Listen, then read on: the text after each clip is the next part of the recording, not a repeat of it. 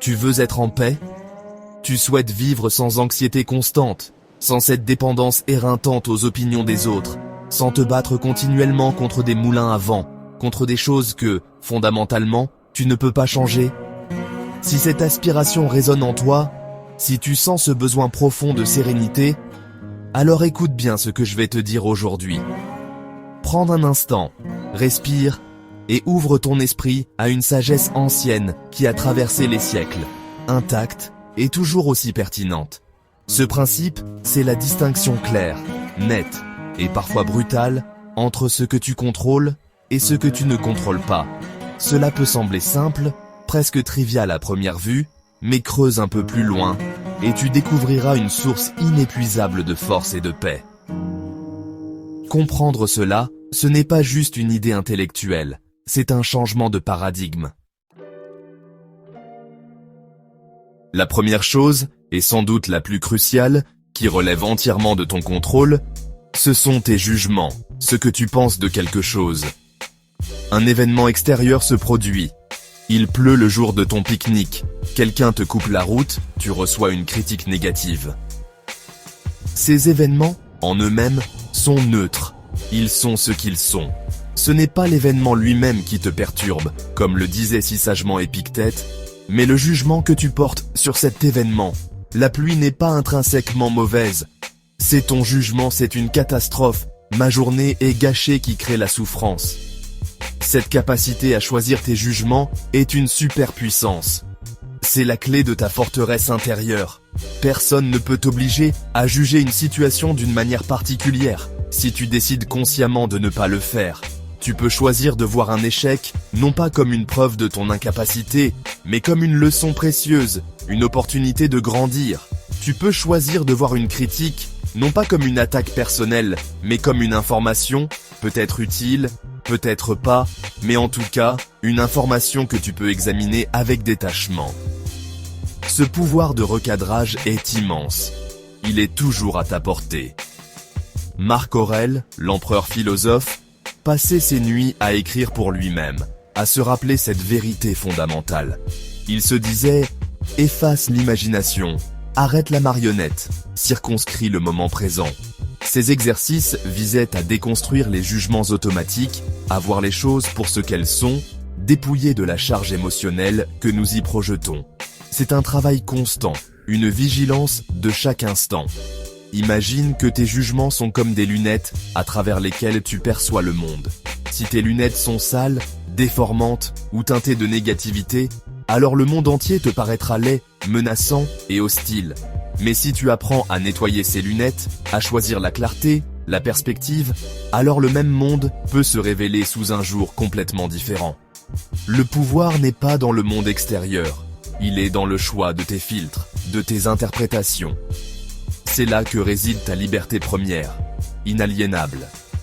Le stoïcisme nous enseigne à suspendre notre jugement, surtout face à l'adversité ou à l'inconnu.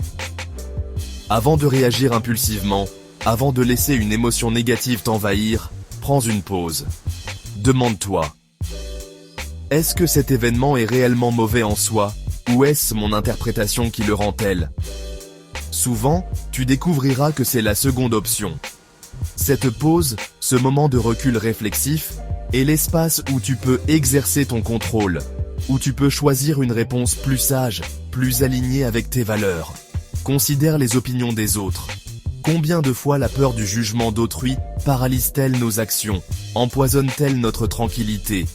Mais l'opinion d'autrui est, par définition, hors de ton contrôle. Ce qu'ils pensent, ce qu'ils disent, cela leur appartient.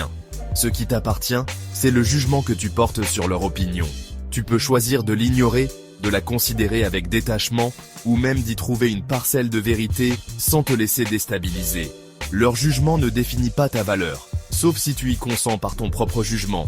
La maîtrise de tes jugements ne signifie pas devenir insensible ou indifférent à tout. Au contraire, elle te permet de ressentir tes émotions de manière plus saine, sans être submergé par elles. Tu les observes, tu les comprends comme des signaux, mais tu choisis la signification que tu leur accordes. Le deuxième domaine sur lequel tu as un contrôle absolu, ce sont tes désirs.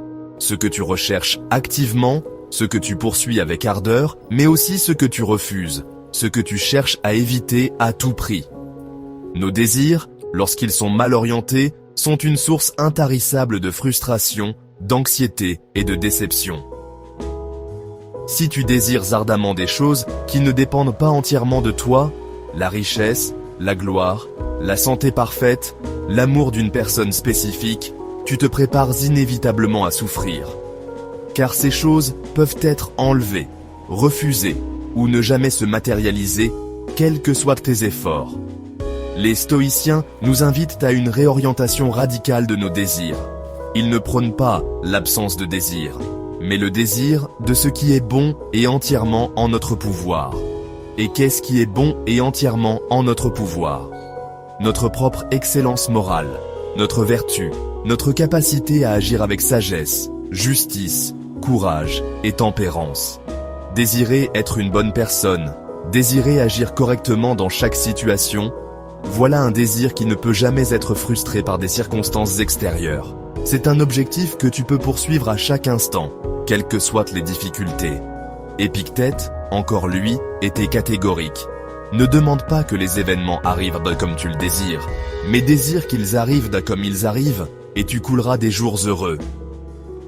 Cela ne signifie pas la passivité ou la résignation face à l'injustice.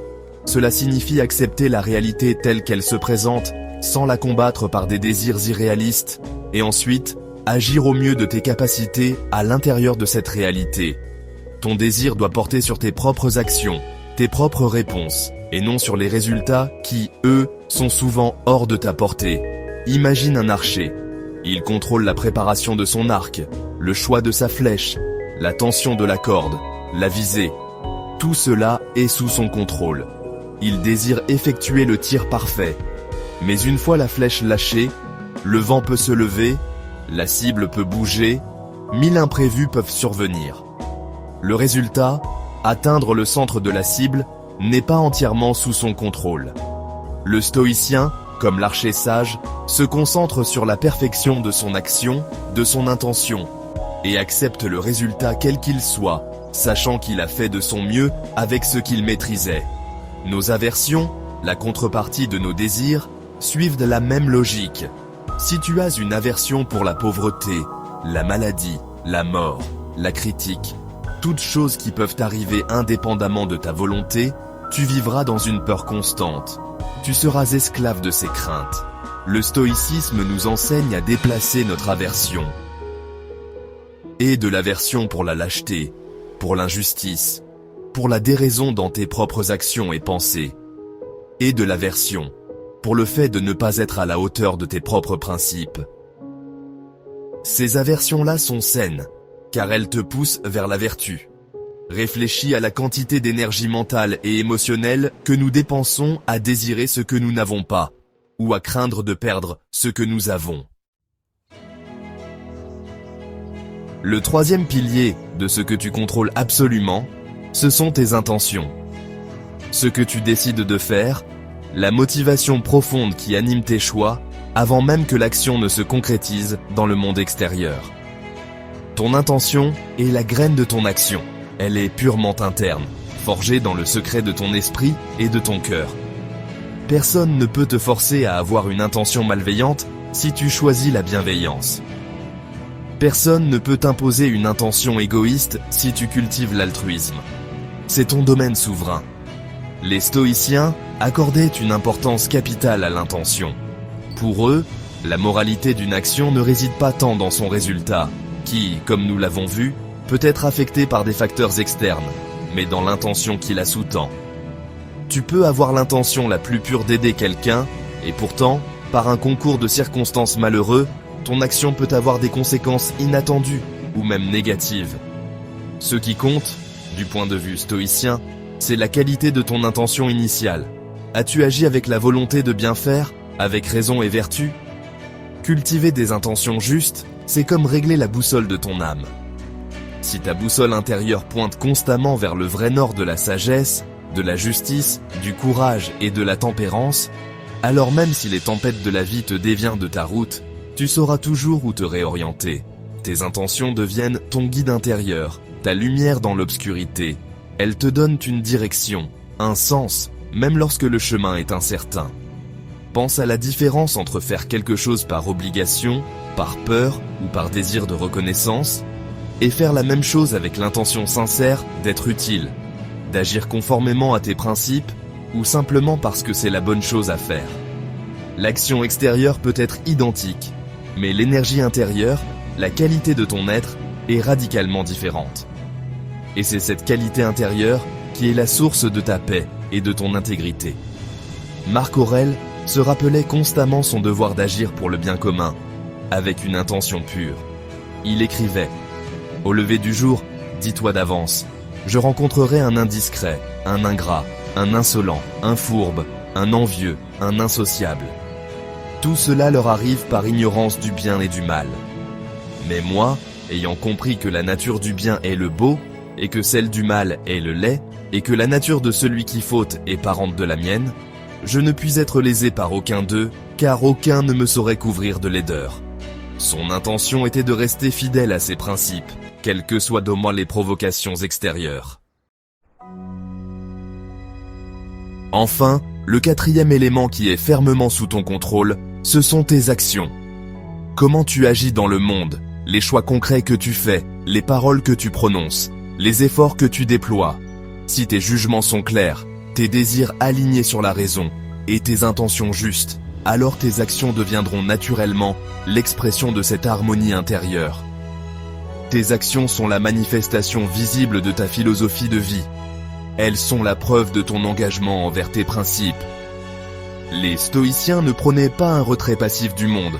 Au contraire, ils insistaient sur l'importance de l'action, de l'engagement dans la cité, du devoir social. Mais cette action devait être guidée par la vertu. Agir avec sagesse, c'est-à-dire comprendre ce qui est bien, ce qui est mal et ce qui est indifférent. Agir avec justice, c'est-à-dire traiter les autres avec équité et respect, conformément à notre nature sociale. Agir avec courage, c'est-à-dire faire ce qui est juste, même face à la peur ou à la difficulté. Agir avec tempérance, c'est-à-dire maîtriser ses appétits et ses impulsions. Chaque situation de la vie, petite ou grande, est une opportunité d'exercer ses vertus à travers tes actions. Comment réagis-tu à un collègue difficile? Comment gères-tu une déception? Comment utilises-tu ton temps et tes ressources? Ce sont tes actions dans ces moments qui révèlent ton véritable caractère. Ce ne sont pas les grandes déclarations, mais les petites actions quotidiennes qui construisent une vie de sens et d'intégrité. Sénèque, bien que conseiller de l'empereur Néron et homme immensément riche, écrivait abondamment sur l'importance d'agir vertueusement, même dans les circonstances les plus difficiles. Il savait que la fortune pouvait changer, que le pouvoir était éphémère, mais que la capacité d'agir avec dignité et courage était une possession inaliénable.